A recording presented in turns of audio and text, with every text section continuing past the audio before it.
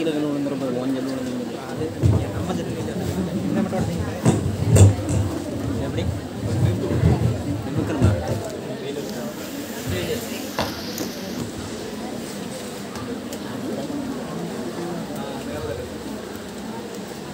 பெண்கள்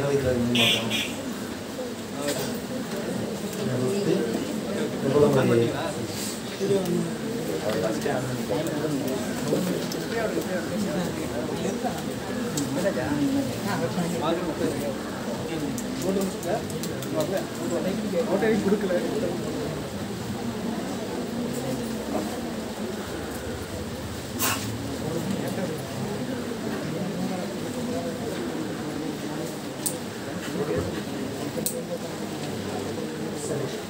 என்னன்னா 101வது சட்டத்திருத்தத்திலிருந்து வரிசையா பார்ப்போம். ஏன்னா இந்த இடஒதுக்கீடு சம்பந்தமா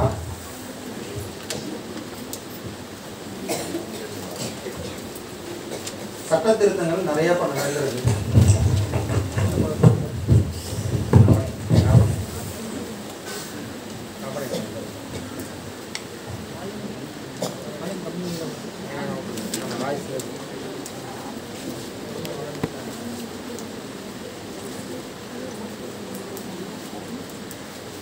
கடைசியாக எத்தனாவது சட்ட திருத்தம் நடந்துச்சு? 106. பெண்களுக்கான இடஒதுக்கீடு தான் கடைசி சட்ட திருத்தம். 101லேருந்து நம்ம தெரிஞ்சுக்கணும். சரியா? 101லேருந்து தெரிஞ்சுக்கிறது நல்லது. கரண்ட் அஃபேர்ஸ்க்கு உங்களுக்கு யூஸ் ஆகும். இடஒதுக்கீடு சம்பந்தமாக நம்ம பார்க்காத 2 சட்ட திருத்தமும் உங்களுக்கு தெரிஞ்சுக்கணும். இன்னும் சொல்ல போனால் 99லேருந்து சொல்கிறாங்க. 99 வந்து NJAC national judicial appointment commission. சரியா? நேஷனல் ஜுடிஷியல் அப்பாயின்மெண்ட் கமிஷன் 99ஆம் சட்டத்தின்படி உருவாக்கப்பட்டது. இது இப்போ நடைமுறையில் இல்லை. ஏன்னா உச்சநீதிமன்றம் இதை ஏற்றுக்கலை. கொலிஜியம் அப்படின்ற அமைப்பு தான் உச்சநீதிமன்ற நீதிபதியின் நியமனத்தையும் அவங்களுடைய இடமாற்றத்தையும் முடிவு பண்ணோம். நீங்கள் இதுக்குன்னு ஒரு கமிஷனை ஏற்படுத்துனீங்கன்னா அதை நாங்கள் நடைமுறைப்படுத்த மாட்டோம் அப்படின்ட்டு சொல்லிட்டு இந்த 99வது சட்ட திருத்தத்தை ஏற்றுக்கலை. சரியா? நேஷனல் ஜுடிஷியல் அப்பாயின்மெண்ட் கமிஷன் சட்டத்திருத்தம் 99 இது நடைமுறைப்படுத்தப்படலை. தெரிஞ்சுங்க. அடுத்தது 100வது சட்டத்திருத்தம் என்னன்னு தெரிஞ்சிருக்கணும். 100வது சட்டத்திருத்தம் 2015 பண்ணாங்க. அதாவது இந்தியாவுக்கும் வங்கதேசத்துக்கும் இடையில எல்லைப்புறத்தில் பிரச்சனை இருந்துகிட்டே இருந்துச்சு. இந்தியாவுக்கும் வங்கதேசத்துக்கும் இடையில எல்லைப்புறத்தில் இது எனக்கு சொந்தம், இந்த இடம் உனக்கு சொந்தம் அப்படின்னு சொல்லிட்டு எல்லையை ஒழுங்காக ஒத்திகளை பிரச்சனையாகவே இருந்துச்சு. அப்போ பிரச்சனைக்குரிய இடம் எல்லாத்தையும் மாற்றிட்டாங்க. சரியா? அப்போ இந்தியா வங்கதேசம் எல்லையை சீரமைச்சிட்டாங்க. இதுதான் வந்து 100வது சட்டத்திருத்தம். இந்தியாவும் வங்கதேச நாடும். இது 100வது சட்டத்திருத்தம். 101வது சட்டத்திருத்தம் உங்கள் எல்லாருக்குமே தெரியும். சட்ட திருத்தம் செய்த ஆண்டு மட்டும் எனக்கு சொல்லுங்க. 101வது சட்ட திருத்தம் எந்த வருடம் பண்ணாங்க? 2016. எந்த வருடம் நடைமுறைக்கு வந்துச்சு? 2017. டேட்டு ஜூலை 1. ஜூலை 1 2017 நடைமுறைக்கு வந்துச்சு. என்னது? ஜிஎஸ்டி, சரக்கு மற்றும் சேவை வரி. சரக்கு மற்றும் சேவை வரி ஜிஎஸ்டி.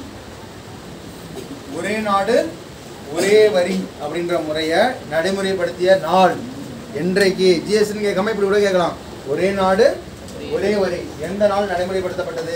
2017 ஜூலை 1. சட்ட திருத்தம் படம் 2016ஆம் ஆண்டு. சட்ட திருத்தம் எத்தனாவதுன்னு கேட்டால் 101. அடுத்தது 102வது சட்ட திருத்தம் 2018 பண்ணாங்க. 102வது சட்ட திருத்தம் 2018 பண்ணாங்க. சமூக மற்றும் கல்வியில் பின்தங்கிய வகுப்பினருக்காக தேசிய ஆணையம் நிறுவியது.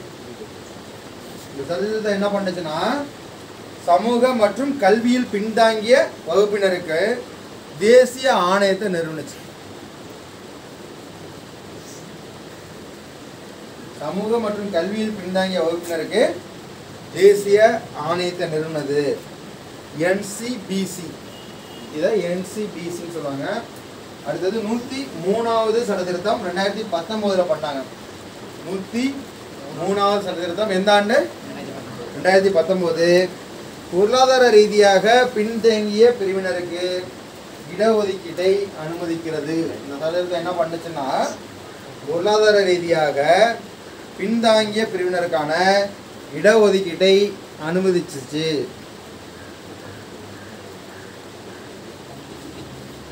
இதுக்காக 2 ஆர்டிக்கலை திருத்தினாங்க, மாற்றி அமைச்சாங்க. அது என்ன ஆர்டிக்கல்ன்றதை தெரிஞ்சிருக்கணும். 15ல் 6 15ல் 6 ஆர்டிக்கல் 15ல் 6 ஆர்டிக்கல் 15 என்ன சொல்லுது?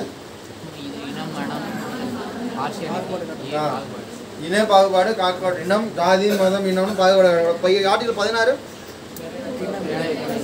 வேலை வாய்ப்பு சம வாய்ப்பு வழங்கணும்.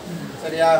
அப்ப பார்சியாலிட்டி பார்க்கக்கூடாது, சம வாய்ப்பை வழங்கணும்னு சொல்றதுதான் எது? 15 16 ஆர்டிகல். ஆனால் அரசியலமைப்புக்கு எதிராகவே அதில் ஒரு திருத்தம் பண்ணி வச்சிருக்காங்க. அதுதான் எதிராக திருத்தம்னா 103வது திருத்தம். என்ன சொல்லியிருக்காங்க? பொருளாதார ரீதியாக பின்தாங்கிய பிரிவினருக்கான இடஒதுக்கீட்டை அனுமதிக்கிறது. இதில் என்ன பண்ணிச்சிட்டாங்கன்னா, ஆர்டிகல் 15ல் 6 அப்படின்னு ஒன்று திருத்திருக்காங்க. என்னன்னா, கல்வி நிறுவனங்களில் 10% இடஒதுக்கீடு. ஆர்டிகல் 15ல் 6 கல்வி நிறுவனங்களில் 10% இடஒதுக்கீடு. 15ல் 6. அடுத்தது ஆர்டிகல் 16ல் 6 நியமனங்கள்ல 10% இடஒதுக்கீடு. நியமனங்கள்ல 10% இடஒதுக்கீடு. இதுல பொருளாதார ரீதியாக பின்தாங்கிய பிரிவினருக்கு. சரியா?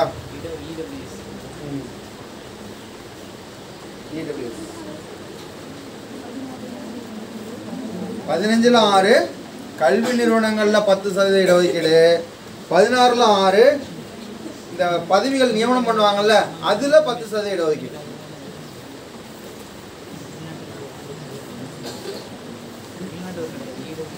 Economic weaker section, EWS, economic weaker section. சரியா? இதுல சரி. அடுத்தது 104வது சட்ட திருத்தம் 2020. 104வது சட்ட திருத்தம் 2020. இது என்னது? இடஒதுக்கீடு என்ன பண்றாங்க? 10 ஆண்டு நீட்டிக்கிறாங்க. ஆங்கிலோ இந்தியர் நியமனத்தை தர வேணான்னு ஒதுக்கிடுறாங்க, கைவிட்டுறாங்க. சரியா?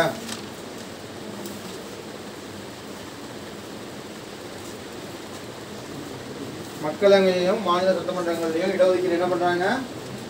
10 ஆண்டு நீட்டிக்கிறாங்க. சரியா? SC/ST பிரிவினருக்கு 10 ஆண்டு நீட்டிப்பு. நம்ம ஏற்கனவே இது சொன்னதா விரிவாக பார்த்துட்டோம் 104. அதனால சிம்பிளா எழுதிங்க. அடுத்தது ஆர்டிகல் 105. சாரி, சட்டத்திருத்தம் 105. இது எந்த ஆண்டு கொண்டு வந்தாங்கன்னா 2021. கல்வியில் பின்தாங்கிய வகுப்பினரை அங்கீகரிக்கும் அதிகாரத்தை மாநில அரசுக்கு மீட்டெடுத்தது. இதனால இந்த சட்டத்திருத்தம் பண்றாங்க அப்படின்னா, சட்டத்திருத்தம் 102 இருக்குல்ல, 102 என்ன சொல்லியிருக்காங்க? சமூக மற்றும் கல்வியில் பின்தாங்கிய வகுப்பினருக்கான தேசிய ஆணையம் நிறுவப்பட்டது. அப்போ தேசிய ஆணையம் நிறுவனம்னா என்ன பண்ணுறாங்கன்னா, மாநில அரசு அந்த அதிகாரத்தை வந்து பயன்படுத்தலாம் அப்படின்னு முயற்சிக்கிறப்ப நீதிமன்றம் தடை விதிச்சிடறாங்க, உச்ச நீதிமன்றம். மாநில அரசுக்கு அந்த அதிகாரம் கிடையாது அப்படின்ட்டு. உடனே மாநில அரசுக்கு அந்த அதிகாரத்தை வழங்கணும். அதுக்காக மறுபடியும் என்ன பண்ணுறாங்கன்னா, ஒரு சட்டத்திருத்தம் பண்ணுறாங்க. அதான் 105.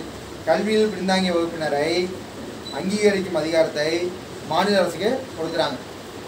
கல்வியில் பின்தாங்கிய வகுப்பினருக்கு அங்கீகாரம் அளிக்கும் அதிகாரத்தை யார் கொடுக்குறாங்க? மாநில அரசு கொடுக்குறாங்க. ஏன்னா மத்திய அரசு மட்டும் தான் செய்யலாம், மாநில அரசுக்கு அந்த அதிகாரம் கிடையாது அப்படின்னு நீதிமன்றம் தீர்ப்பு வழங்கிடுது. உடனே அதுக்கு ஒரு சட்டத்திருத்தம் பண்ணுறாங்க. இது 105வது சட்டத்திருத்தம் 2021.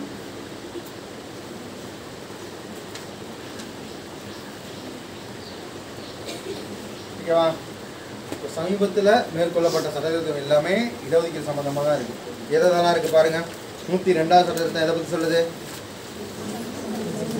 சமூக மற்றும் கல்வியில் பின்தாங்கிய வகுப்பினருக்கு தேசிய ஆணையம் நிறுவப்படணும் அப்படின்னு சொல்லுது. அடுத்து 103 என்ன சொல்லுது? பொருளாதார ரீதியாக பின்தாங்கிய பிரிவினருக்கு இடஒதுக்கீட்டை அனுமதிக்குது. 104 என்ன சொல்லுது? இடஒதுக்கீட்டை 10 வருஷத்தை நீட்டிக்கணும்னு சொல்லுது. 105 என்ன சொல்லுது? கல்வியில் பின்தாங்கிய வகுப்பினரை ஆதிக்க அதிகாரத்தை மாநில அரசுக்கு வழங்குது. அடுத்தது 106 கடைசி சட்டத்திருத்தம். அது என்ன சொல்லுது? பெண்களுக்கு இடஒதுக்கீடு. அப்போ நீங்கள் நெருக்கமாக பார்த்தீங்கன்னா 102ல இருந்து 106 வரைக்கும் இது வரைக்கும் பண்ண எல்லா சட்ட திருத்தமும் எதை பற்றி தான் சொல்லியிருக்கு? இடஒதுக்கீடு பற்றி தான் சொல்லுது. வித்தியாசமாக சொல்லியிருக்கு, அவ்வளோதான். சரியா? இது நீங்கள் தெளிவாக தெரிஞ்சிருக்கணும். ஏன்னா உங்களுக்கு இதில் இருந்து கேள்விகள் ட்விஸ்ட்டாக கேட்க வாய்ப்பு இருக்கு. சரியா? தேசிய பின்தங்கிய வகுப்பினருக்கு தேசிய ஆணையம் அமைக்கிற சம்பந்தமான சட்டத்திருத்தம் எது? 102, 103, 104, 105 நீங்கள் எல்லாத்தையும் படிச்சிருப்பீங்க, குழம்பிடுவீங்க. அப்போ இதுதான் 102. அதே வந்து கல்வி பின்தங்கிய வகுப்பினருக்கு அங்கீகரிக்கும் அதிகாரத்தை மாநில அரசுக்கு வழங்கின சட்டத்திருத்தம் எது? 105. இடஒதுக்கீடை மேலும் 10 ஆண்டு நீட்டிச்சிருக்காங்க. பட்டியல் வகுப்பினருக்கு வந்து இடஒதுக்கீடை மேலும் 10 ஆண்டு நீட்டிருக்காங்க. அது சம்பந்தமான சட்டத்திருத்தம் எது? 104. சரி, பொருளாதார ரீதியாக பின்தங்கினருக்கு இடஒதுக்கீடு வழங்கினத சட்டத்திருத்தம் எது? 103. சரியா? இது எல்லாத்தையும் கொஞ்சம் தெளிவாக படிச்சுங்க, குழப்பமே இருக்கக்கூடாது. கொஸ்டின் இது சம்மந்தமாக கேட்க கண்டிப்பாக வாய்ப்பு இருக்குது. சரியா? சட்டத்திருத்தம் சம்மந்தமாக கேள்வி ஒன்று கண்டிப்பாக அரசியலமைப்பில் இடம்பெறும். இந்த 100லேருந்து வச்சுங்க, 99லேருந்து வச்சுங்க, 99லேருந்து 106க்குள்ளே கண்டிப்பாக ஒரு கேள்வி இருக்கும். மாற்று கருத்தே கிடையாது. அது கூற்று காரணமாக இருக்கலாம், டைரக்ட் கொஸ்டினாக இருக்கலாம், எப்படி வேணாலும் இருக்கலாம்.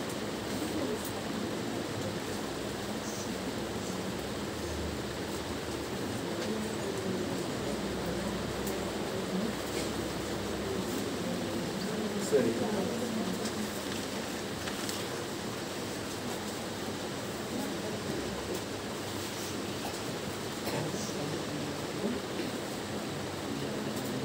நம்ம ஏற்கனவே பார்த்தோம்ல, நம்ம மாநிலத்தை பொறுத்த வரைக்கும் 6 எம்எல்ஏவுக்கு ஒரு எம்பி.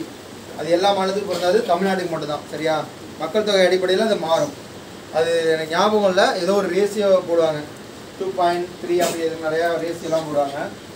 ஒவ்வொரு மாநிலத்துக்கும் மாறும். தமிழ்நாட்டுக்கு எத்தனை? 6க்கு 1. சரி, இப்போ இந்த கூட்டத்தொடர் அப்படின்ற வாசகத்தை பார்ப்போம். அதாவது மக்களவை மாநிலங்களவை ரெண்டு சேர்ந்து நடந்ததுன்னா அது பேர் என்ன? கூட்டம். இது சம்பந்தமாக சொல்கிற சரத்து என்ன? 108. 108ன்னா நமக்கு எதான் ஞாபகம் வரும்? ஆம்புலன்ஸ் தான் ஞாபகம் வரும். ஒரு அவையை வச்சு சபாநாயகரால் சமாளிக்க முடியாது. 2 அவையும் கூட்டி அடிதடி ஆகி சேரியர்லாம் பறந்து மண்டை உடஞ்சி ஆம்புலன்ஸை கூப்பிட அப்புறம் 108 கூப்பிட்டு எல்லாரையும் அள்ளி அனுப்புறது. அதனால தான் இது என்ன ஆர்டிகல்? 108. சரியா? இந்த 108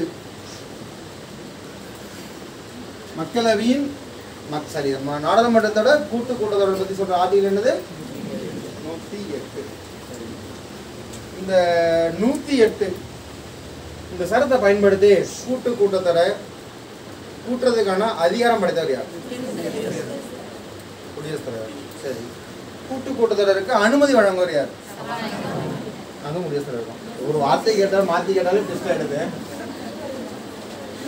கூட்டத்தொடரை கூட்டுறது யாரு? குடியரசுத் தலைவர். அனுமதி வழங்கினாலும் குடியரசுத் தலைவர் தான். சரியா? இது குழப்பமே இருக்கக்கூடாது. நடத்துவர் யாரு? சபாநாயகர். இந்த கூட்டத்தொடரை நடத்துவர் யாரு? சபாநாயகர். சரி, கூட்டத்தொடருக்கு தலைமை தாங்குவர் யார்? அதுவும் சபாநாயகர். சரியா? இந்த கொஸ்டின் எப்படி கேட்டாலும் மாறக்கூடாது. கூட்டுத்தொடரை யாருன்னு கேட்டாலும் மாறக்கூடாது. அதை கூட்டுறதுக்கான பரிந்துரை வழங்குறது இல்லைன்னா அனுமதி வழங்குறது எப்படின்னா ட்விஸ்ட் பண்ணி கேட்பாங்க கேள்வி. எதுனாலும் யார் தான்? குடியரசுத் தலைவர். அதே வந்து கூட்டத்தொடருக்கு தலைமை தாங்குவர் சபாநாயகர். தலைமை நடத்துவர் சபாநாயகர். சரி, சபாநாயகர் இல்லை, செத்து போட்டார், யார் நடத்துவார்? துணை சபாநாயகர் நடத்துவாரா? சரி, சூப்பர். துணை சபாநாயகர் இல்லை, அன்னைக்கு வெளிநாடு போயிட்டாரு, யார் நடத்துவார்? மாநிலங்களவை துணைத் தலைவரா தலைவரா? கன்ஃபார்மாக தெரியுமா? சூப்பர், துணைத் தலைவர் தான், தலைவர் கிடையாது. சரியா? ஏன்னா மாநிலங்களவை தலைவர் அப்படின்னா அவர் குடியரசு துணைத் தலைவர், அவர் நடத்த மாட்டார். அதில் தெளிவாக இருந்துங்க. அதாவது கூட்டத்தொடர் நடத்துகிறவர் சபாநாயகர், மக்களவையோட சபாநாயகர் தான் நடத்துவார். அப்போ சபாநாயகர் இல்லைன்னா துணை சபாநாயகர் நடத்துவார். அவரும் இல்லை அப்படின்னா மாநிலங்களவையோட துணை தலைவர் நடத்துவார். சரியா? தலைவர் நடத்த மாட்டார், துணைத் தலைவர் நடத்துவார். இந்த கூட்டத்தொடர் நடத்துறதுக்கான அவசியம் என்ன? எதனால நடத்துவாங்க? ஏதோ ஒரு தீர்மானம் நிலையில் இருக்குது. சரி, அப்போ நிலையில் இருந்ததுன்னா குழு கூட்டத்தொடர் நடத்தினா அதை நிறைவேற்றிடலாமா?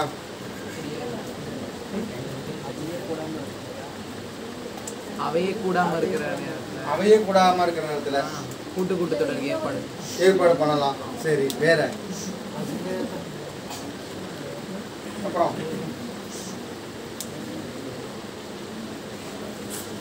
அவசர காலத்தில் கூட்டத்தொடர் கூட்ட முடியாத நேரத்தில் அது நடத்த முடியாமல் போச்சுன்னா கூட்டத்தொடருக்கு ஏற்பாடு பண்ணலாம்.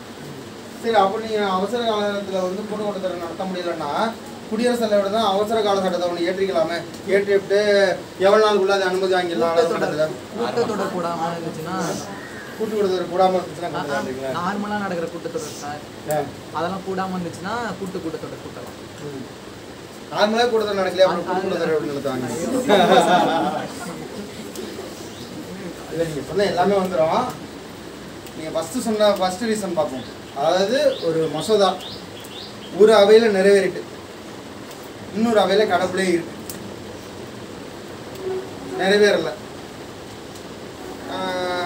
இப்போ ஒன்றும் இல்லை, சில டைமில் வந்து ஆட்சி மாற்றம் ஏற்படுது. ஆளுங்கட்சி மக்களவையில் மெஜாரிட்டியாக இருப்பாங்க, மாநிலங்களில் மெஜாரிட்டி இருக்காது. அப்போ மாநிலங்களில் மெஜாரிட்டி இல்லைன்னா மக்களவையில் ஒரு இந்த தீர்மானம் நிறைவேறிடும், மாநிலங்களில் என்னாகும்? நிறைவேற்ற முடியாது. அப்போ நிறைவேற்ற முடியாதுன்னா என்ன பண்ணாங்க? அது ஒன்றுமே பண்ண முடியல. அப்போ கூட்டத்தொடர் நடத்தினா மெஜாரிட்டின்றது டோட்டல் மெம்பர்ஸ் வந்துடும். இப்போ நீங்கள் சிம்பிளாக 543 பேர் தேர்ந்தெடுக்கப்பட்டவங்க, சரியா? சில டைம் இப்போ போன பிஜேபி ஆட்சியில் பார்த்தீங்கன்னா 543 272 தான் தேவை. ஆனால் எவ்வளோ இருந்துச்சு? நெருக்கமாக 303 இந்த ரேஞ்சில் இருந்துச்சு. அப்போ மாநிலங்களில் எத்தனை உறுப்பினர் மொத்தம்? 245, சரியா? இந்த 245 பெருசா 303 பெருசா? அப்போ 2 பேரையும் டோட்டலாக கூட்டிடுறோம். அப்போ ஒரு தீர்மானத்தில் மெஜாரிட்டி எங்கே இருக்குது? இவங்கள்ட்ட இருக்குது. அங்கே வந்து மெஜாரிட்டி வந்து வேறு கட்சி இருக்குது, வேறு இருக்காங்க அப்படின்னா கூட கொஞ்சம் நஞ்சம் உள்ள இந்த இவங்க கட்சி சார்பாக உள்ள உறுப்பினரை வச்சு எதா பண்ணிடலாம், அந்த சட்டத்தை மசோதாவை நிறைவேற்றிட முடியும். புரியுதா? அப்போ மெஜாரிட்டி இல்லாத பட்சத்தில், ஒரு தீர்மானத்தை நிறைவேற்ற முடியாத காலத்தில், அவங்க உறுப்பினர் சாதகமாக இல்லாத பட்சத்தில் இந்த கூட்டத்தொடரை வச்சு மக்களவை உறுப்பினரோட மெஜாரிட்டியை காமிச்சு மாநிலங்களவையிலையும் கூட்டத்தொடரை நடத்துறது மூலமாக அதை நிறைவேற்ற முடியும். புரியுதா? இப்போ கூட்டத்தொடருக்கு வந்து குடியரசுத் தலைவர் அனுமதி கொடுக்குறாரு, சபாநாயகர் கூட்டத்தொடரை இன்றைக்கி அறிவிச்சிடுறாரு. வர்றவங்க வரலாம், வராமல் போனால் போகலாம். அன்றைக்கெல்லாம் வந்து தானே ஆகணும். எத்தனை வந்திருந்த உறுப்பினர்கள் எத்தனை பங்கு ஓட்டு? 3 2 பங்கு, 3 1 பங்கு, தனி மெஜாரிட்டி, ஸ்பெஷல் மெஜாரிட்டி அப்படியெல்லாம் இருக்குல்ல. அப்போ வந்திருக்க உறுப்பினரில் தானே கணக்கு. அப்போ அறிவிச்சிட்டா வந்துடுவாங்க, வேறு வழி கிடையாது. புரியுதா? முக்கியமான காரணம் இதுதான். ஒரே ஒரு வாட்டி நீங்கள் சொல்கிற கான்செப்ட் வரேன். 2013 உணவு பாதுகாப்பு மசோதா கொண்டு வந்தாங்க. இப்போ நம்ம ரேஷன் கடையில் வந்து ஒரு நபருக்கு 5 கிலோ அரிசி அப்படின்றது மத்திய அரசோட ஸ்கீம். அந்தியோதய அன்ன யோஜனாவா ஸ்கீம் நேமு. அப்போ மாநிலங்களை பொறுத்த வரைக்கும் நம்ம தமிழ்நாட்டில் வீட்டில் குடும்ப நபர்கள் 2 பேர் இருக்காங்க, 3 பேர் இருக்காங்கன்னா மாநில அரசோட ஸ்கீம் பெஸ்ட்டு. அதுவே ஒரு குடும்ப கார்டில் 6 பேர் இருக்காங்க, 5 பேர் 6 பேர் 7 பேர் இருக்காங்க அப்படின்னா மத்திய அரசோட ஸ்கீம் பெஸ்ட்டு. சரியா? இதை கம்பேர் பண்ணி பார்க்குறப்ப உங்களுக்கு தெரியும். ஏன்னா அது நபருக்கு 5 கிலோ. மாநிலங்களை பொறுத்த வரைக்கும் லிமிட் 20 கிலோன்னு முடிச்சிருவாங்க. அப்படி தானே? 20ஆ? சரியாக தெரில. 16 20 அதில் முடிஞ்சிடும். ஆனால் அங்கே 25 30 35 கிலோ, நபருக்கு 5 கிலோன்னு கூட்டிகிட்டு இருக்கும். அப்போ அதிக நபர் இருந்தால் எந்த ஸ்கீம் தான் பெஸ்ட்டு? மத்திய அரசு ஸ்கீம் தான் பெஸ்ட்டு. அந்த ஸ்கீம் எப்போன்னா 2013 கொண்டு வராங்க காங்கிரஸ் பீரியடில். எலெக்ஷன் வரப்போகுது, சரியா?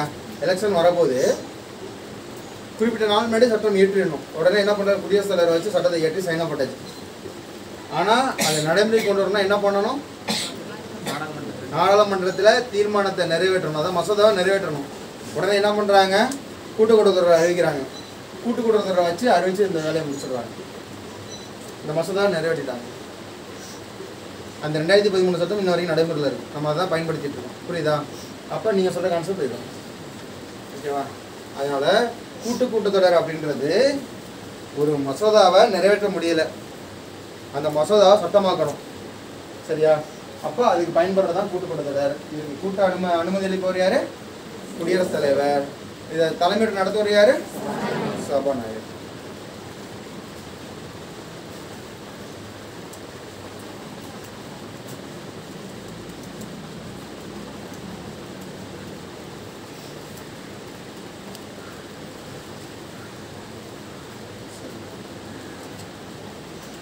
சபாநாயகர் வந்து கூட்டுக்கூட்டத்தொடருக்கு தலைமை தாங்குறாரு. இது இல்லாம சபாநாயகரோட ஒரு முக்கிய அதிகாரம் வேற என்னெல்லாம் இருக்கு? கேஸ்டிங் ஓட்டு, முடிவெடுக்கும் அதிகாரம். முடிவெடுக்கும் அதிகாரம் அப்படின்றது ஈக்குவலா வர்ற பட்சத்திலையா இல்ல எப்பயுமே அந்த ஓட்டு உண்டா? ஈக்குவலா வரும் பட்சத்துல. அதாவது ஒரு தீர்மானம் நிறைவேறுது, 2 பேரும் ஈக்குவலா ஓட்டு போட்டாங்க. 150 ஓட்டு இங்க போட்டாங்க, இங்க 150 ஓட்டு போட்டாங்க. அப்போ முடிவெடுத்தே ஆகணும். அப்போ மட்டும் தான் யாருக்கு ஓட்டு போட முடியும்?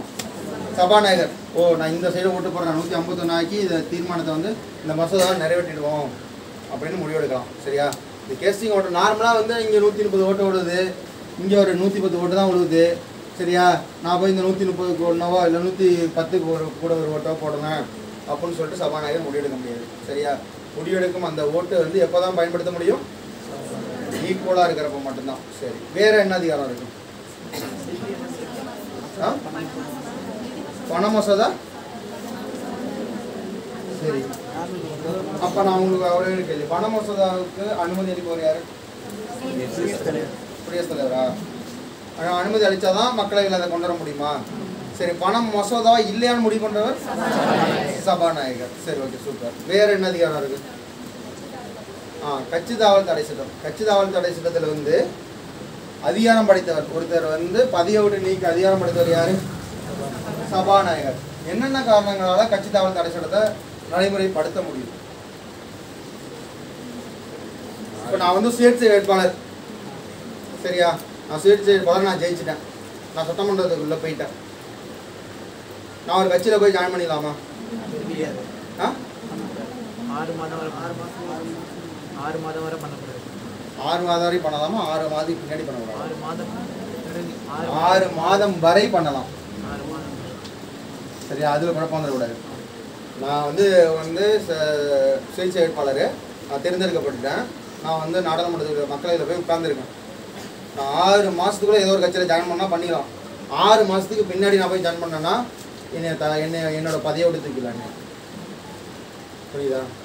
சரி, நான் வந்து ஒரு கட்சியோட எம்பியாக போய் செலக்ட் உட்காந்துருக்கேன், நான் வேறு கட்சிக்கு மாறுறேன். பாதிக்கு மேலே மாறும்போது பிரச்சனை வராது, தனியாக மாறலாம். பாதிக்கு மேலே மாறுறப்பன்னா எப்படி சொல்லலாம்? பாதிக்கு மேற்பட்ட ஒரு ரேசியோவில் சொல்லுங்க. 3/2 பங்கு. சரியா? ஒரு கட்சியில் 3 உறுப்பினர் இருக்கான், அதில் 2 உறுப்பினர் வந்து அப்படியே ஜம்ப் பண்ணிடுறான் இன்னொரு கட்சிக்கு. அப்போ பிரச்சனையே கிடையாது, கட்சி தாவல் தரட்டும் வேலையே பார்க்காது. நான் சொல்ல புரியுதா? ஒரு கட்சியில் ஒரு 30 பேர் இருக்கான், அந்த 30 பேரில் 20 எம்பி என்ன பண்ணுறான், இன்னொரு கட்சிக்கு மாறுறான். அப்போ அந்த இடத்துல கட்சி தாவல் தடை சட்டம் வேலையே பார்க்காது. நான் என்ன கட்சிக்கு வேணாலும் போனாலும் விட்டுறலாம். புரியுதா? ஆனால் ஒரே ஒரு நபர் மாறுறாரு, 2 நபர் இந்த ரேஷியோ இல்லாமல் நார்மலாக ஒரு நபரோ 2 நபரோ மாறுறாரு. அப்போ கட்சி தாவல் தடை சட்டத்தை பாய்க்க முடியுமா? முடியாதா? முடியும். சரியா? ஆனால் கட்சி தாவல் தடை சட்டமும் எதற்கு தான் சப்போர்ட்டாக இருக்கும்னா ஆளுங்கட்சிக்கு தான் சப்போர்ட்டாக இருக்கும். அதுவும் கான்செப்ட் நல்லா புரிஞ்சுங்க. ஆளுங்கட்சியிலிருந்து வெளியில் கட்சிக்கு போனால் அவன் மேலே நடவடிக்கை எடுக்கலாம்.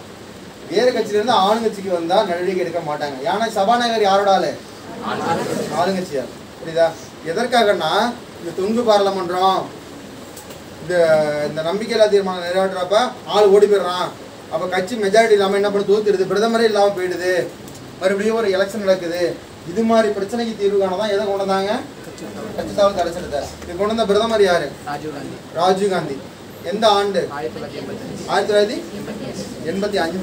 சட்ட திருத்தம் 52வது சட்ட திருத்தம் 1985 ராஜீவ்காந்தி பேரில் தான் கொண்டு வந்தது கட்சி தாவல் தடை சட்டம். சரியா? கட்சி தாவல் தடை சட்டத்தில் அதிக அதிகாரம் பெற்றவர் யாருன்னு கேட்டால் சபாநாயகர். நான் சொன்ன கான்செப்ட்லாம் புரியுதா?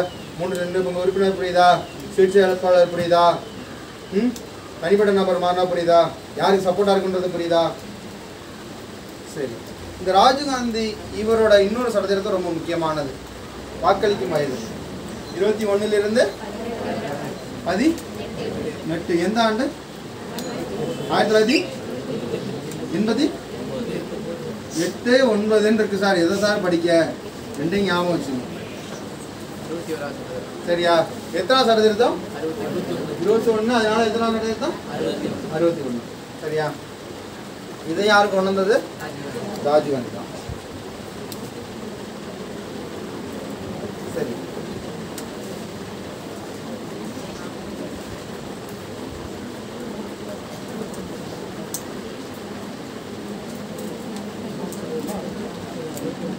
இது முக்கியமான விஷயம் சொல்ல மறந்துட்டேன். இந்த கட்சி தாவல் தடை சட்டம்ன்றது மத்தியில் நடைமுறைக்கு வந்தது எப்ப? 1985. ஆனா இதுக்கு முன்னாடியே ஒரு மாநிலத்தில் அதை கொண்டு வந்துட்டாங்க. மேற்கு வங்கம் 1979. சரியா? கட்சி தாவல் தடை சட்டம் அப்படின்றது முதல்ல மேற்கு வங்க மாநிலத்தில் கொண்டு வந்துட்டாங்க. சரியா? மத்தியில் நடைமுறைக்கு வந்தது தான் 1985.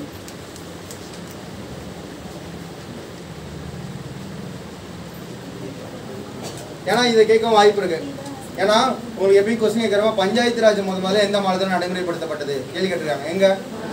ராஜஸ்தான், நாகூர். அது நம்ம ஸ்கூல் புக்லேயே இப்போ வந்துருச்சு. முன்னாடிலாம் ஸ்கூல் புக்கில் இல்லை, அப்போயே கேள்வி கேட்டிருந்தாங்க. அதே லோக் ஆயுக்தா முதல்ல எந்த மாநிலத்தில் சட்டம் கொண்டு வந்தாங்க, நடைமுறைப்படுத்துறது எங்க? ஒடிசால சட்டம் மகாராஷ்டிராவில் நடைமுறையா? சரி, குஜராத் எதுக்கு வரும்? லோக் அதாலத். சரி, இதெல்லாம் தெரிஞ்சிருக்கணும். சரியா? லோக் அதாலத்னா குஜராத் மறந்துடக்கூடாது. லோக் ஆயுக்தா முதல்ல கொண்டு வந்தது, சட்டம் கொண்டு வந்தது வந்து ஒடிசா. லோக் ஆயுக்தா முதல்ல நடைமுறைப்படுத்திய மாநிலம் மகாராஷ்டிரா. பஞ்சாயத்து ராஜ் முதல்ல நடைமுறைப்படுத்தினது ராஜஸ்தான். அதே மாதிரி கட்சி தாவல் தடை சட்டம் முதல்ல எந்த மாநிலத்தில் நடைமுறைக்கு வந்துச்சு? மேற்கு வங்கம். மறந்துடக்கூடாது. சரியா? பேசிக்கொண்டு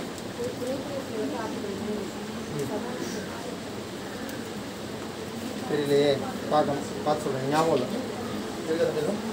இல்லை சார், அது வச்சு இல்லையா?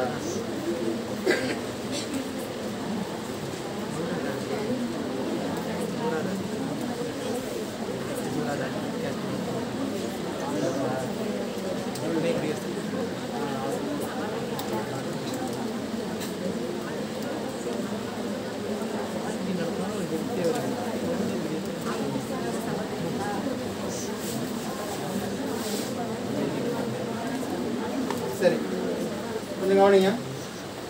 101வது சட்டத்திருத்தம் பார்த்தோம்ல, எதை பற்றி பார்த்தோம்? ஜிஎஸ்டி. ஜிஎஸ்டினா சரக்கு மற்றும் சேவை வரி. சரக்கு மற்றும் சேவை வரி வந்து உலகத்தில் முதல்ல எந்த நாட்டு நடைமுறைக்கு வந்துச்சு? பிரான்ஸா? சரி, இந்த விற்பனை வரி அப்படின்னு தானே சொல்லுவாங்க, சேல்ஸ் டேக்ஸ். சரி, வேல்யூ ஆர்டர் டேக்ஸ்ன்றது மதிப்பு வரி. இதில் தமிழ்நாட்டில் முதல்ல எது நடைமுறைக்கு வந்துச்சு? விற்பனை வரியா? முதல்ல தமிழ்நாட்டில் தான் அறிமுகப்படுத்தணும்னு நினைக்கிறேன். ஜிஎஸ்டி வந்து எத்தனாவது சட்டத்திருத்தம்? 101. எத்தனாவது சட்டத்திருத்த மசோதா? 122.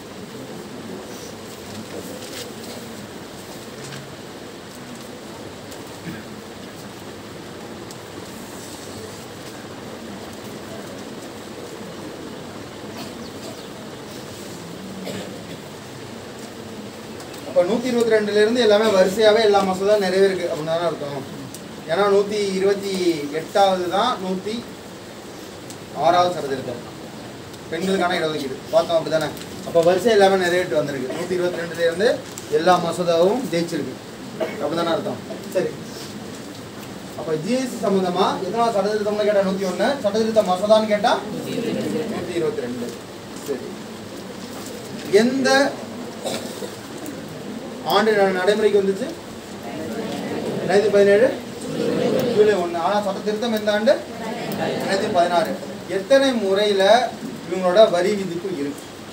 ஜிஎஸ்டியில் 5 சொல்லணுமா 4 சொல்லணுமா சொல்லுங்க. 0 வந்து கணக்கில் வராது எனக்கு தெரிஞ்சு. ஏன்னா 0ன்றது டேக்ஸு கிடையாது, டேக்ஸ் ஃப்ரீ. சரியா? 0ன்றது கணக்கில் வராது. இது இல்லாமல் எத்தனை அலகுகளில் இருக்கு நம்பர் சொல்லுங்க. 5, 12, 18, 28. சரியா? 5%, 12%, 18%, 28%. அப்போ 4 முறையில் அமல்படுத்திட்டு இருக்காங்க. சரியா? எப்படி சொல்லலாம்னா 4 அடுக்கு.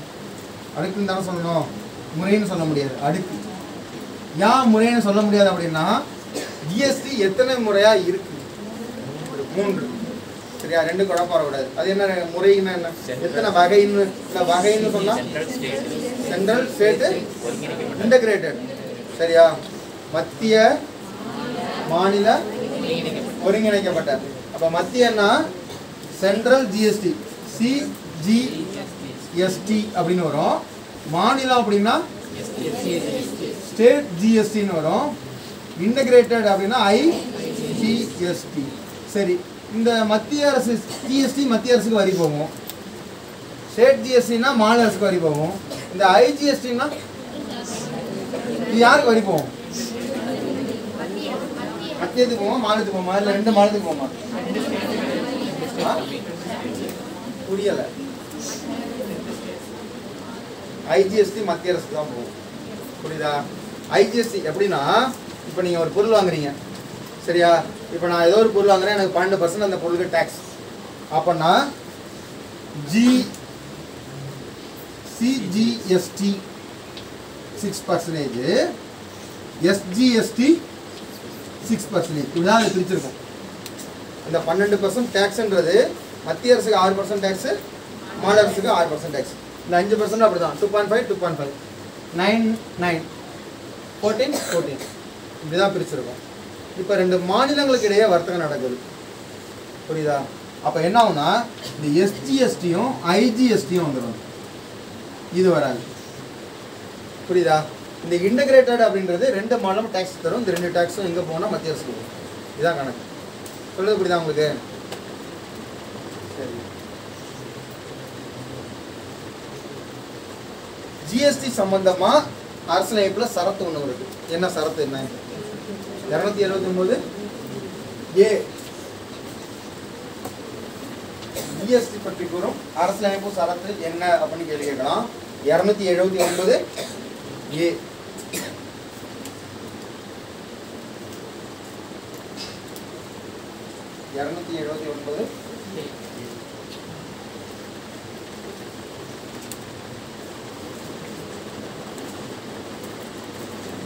ஜிஎஸ்டி அப்படின்ற அமைப்புக்கு ஒரு குழு இருக்கும்.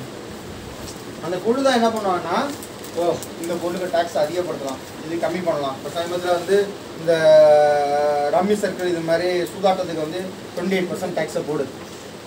ஆடம்பர பொருளான இதுக்கு விலையுயர்ந்த வாகனங்களுக்கு 28% டேக்ஸை போடுது அப்படின்னு சொல்லி டேக்ஸை ஏற்றுனாங்க.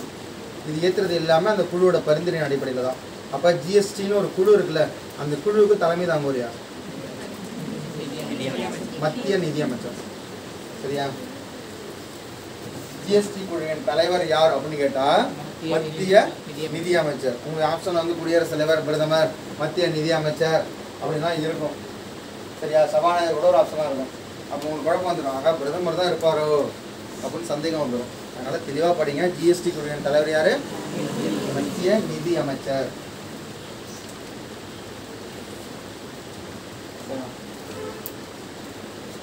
இந்த குழு வந்து ஒற்றையாட்சி முறையில் செயல்படுமா இல்லை கூட்டாட்சி முறையில் செயல்படுமா அப்படின்னு குற்ற காரணங்களை கேட்க வாய்ப்பு இருக்குது. ஏன்னா இது வந்து மத்திய அரசு தானே ஜிஎஸ்டி நிர்ணயம் பண்ணுறது. அப்போ இதோட முடிவு வந்து மாநில பரிந்துரைகள் ஏற்கப்படுமா இல்லை மத்திய அரசு என்ன முடிவு பண்ணுதோ அதானா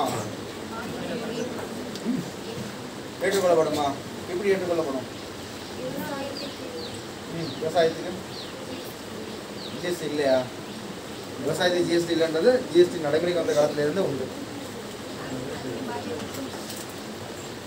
இது இந்த ஜிஎஸ்டி குழு அப்படின்றது ஒரு கூட்டாட்சி அடிப்படையில் தான் செயல்படும். எதனால் அப்படின்னா மாநிலங்கள்ல இருந்து ஒவ்வொரு மாநிலங்கள்ல இருந்தும் அந்த ஜிஎஸ்டி குழுவில் உறுப்பினர்கள் இடம்பெறுவாங்க. அந்த உறுப்பினரோட பரிந்துரைகள் ஏற்கப்படும். சரியா? இது கூட்டுக்காரங்களை கேட்க வாய்ப்பு இருக்கு. சொல்றது புரியுதா உங்களுக்கு? அந்த ஜிஎஸ்டி குழுவுக்கு தலைவர் யாரு? மத்திய நிதியமைச்சர்னு பார்த்தோம்ல. அந்த குழுவில் ஒவ்வொரு மாநிலங்கள்ல இருந்தும் உறுப்பினர்கள் இடம்பெறுவாங்க. அப்போ ஒவ்வொரு மாநிலத்திலிருந்தும் அந்த உறுப்பினருக்கு வரும் பரிந்துரையை ஏற்கனவே வேணாமான்றதை அந்த குழு முடிவு பண்ணும். அப்போ அதிகாரத்தை கொடுக்குறாங்க. அப்போ கூட்டாட்சி அடிப்படையில் தான் இந்த குழு செயல்படுது. கூட்டாட்சின்னா என்ன? மாநில அரசு மத்திய அரசு எல்லாமே ஒருங்கிணைச்சு செயல்படுது.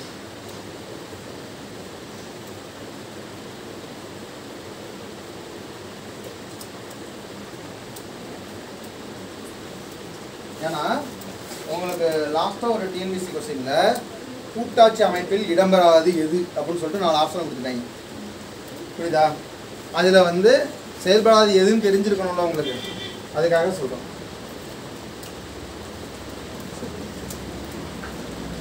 ஜிஎஸ்டி வந்து ஒரு நேர்முக வரியா மறைமுக வரியா? மறைமுக வரி. இது ஒரு மதிப்பு கூட்டு வரியா கிடையாதா?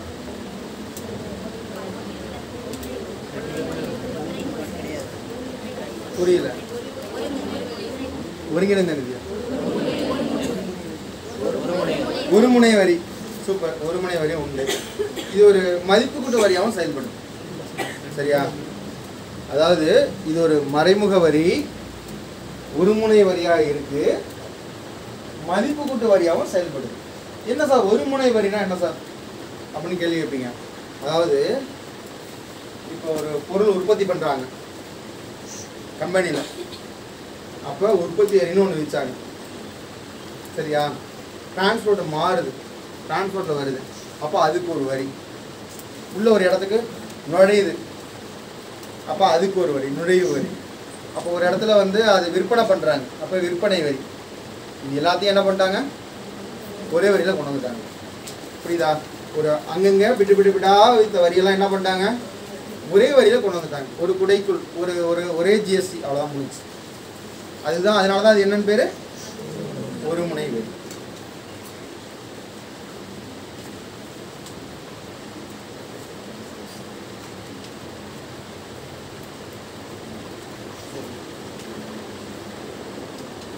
இப்போ தமிழ்நாட்டில் வந்து நிறைய பொருள் விற்பனை பண்ணுறாங்க.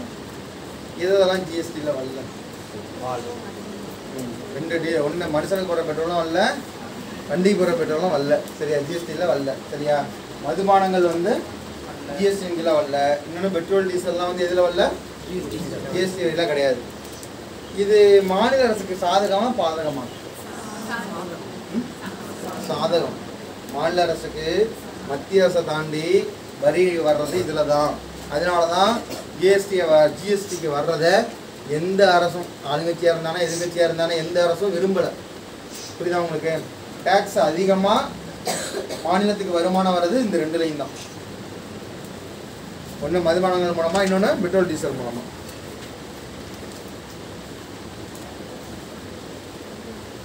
சரி, கோல்டுக்கு ஜிஎஸ்டி எவ்வளவு? 28. எவ்வளவு?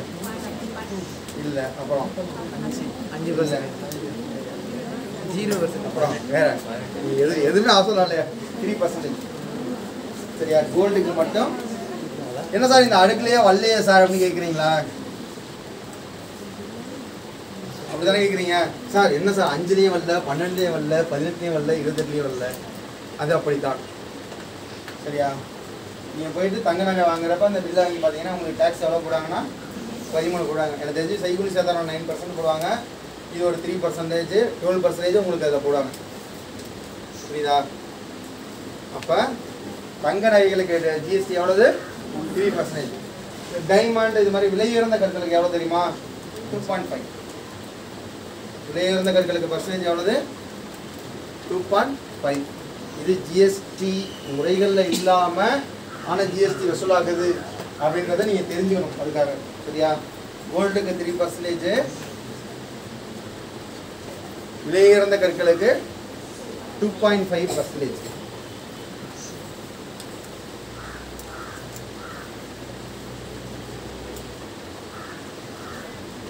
இது இல்லாமல் செய்கூலியா எக்ஸ்ட்ரா 5% ஜிஎஸ்டி போட்டுக்கலாமா?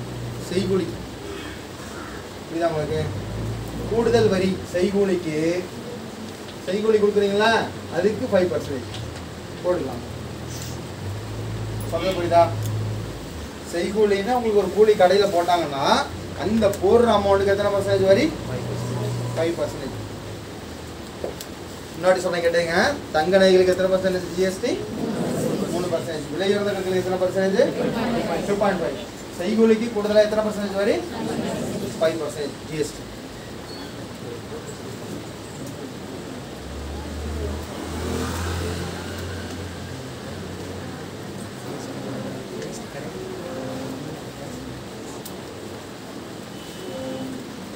வரின்னு பார்க்குறப்ப 216A அப்படின்ற ஆர்டிகல் உங்களுக்கு தெரிஞ்சிருக்கணும்.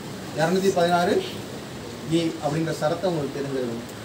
இந்த சரத்து என்ன சொல்லுதுன்னா, பொருட்கள் மற்றும் சேவைகளுக்கு வரி விதிக்க மாநிலங்களுக்கு அதிகாரம் உள்ளது. பொருட்கள் மற்றும் சேவைகளுக்கு வரி விதிக்க மாநிலங்களுக்கு அதிகாரம் உள்ளது அப்படின்னு சொல்லுது. பொருட்கள் மற்றும் சேவைகளுக்கு வரி விதிக்க மாநிலங்களுக்கு அதிகாரம் உள்ளது அப்படின்னு சொல்ற சரத்து 216A.